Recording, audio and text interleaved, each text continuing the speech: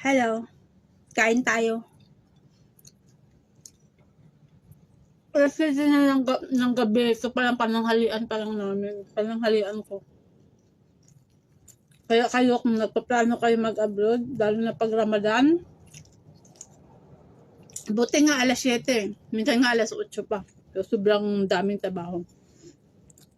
Friday lang ngayon, kaya medyo maluwag. Kaya kayo, dapat aware kayo, pag nag-abroad kayo, aware kayo dapat sa mga trabaho dito. Kasi isa na naman kababayan natin nag-refuse to work siya.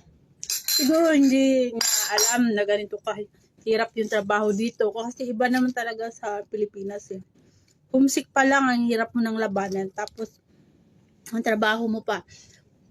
Kasi, dito, yung mga kamilyo, hindi yan pareho sa ugali natin na nagtatanong sila na, oh, ikaw tekla, kumain ka na ba? Umano ka na ba dyan? Baka trabaho ka ng trabaho. Kain ka muna.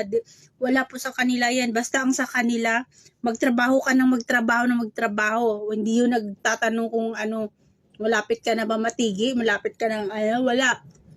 Dapat madiskarte ka dito. Dahil kung ganyan ka, hindi ka, mag-iintay kang alokin ng amo mo kung kumain ka na, magpantay yung mga paa mo dito.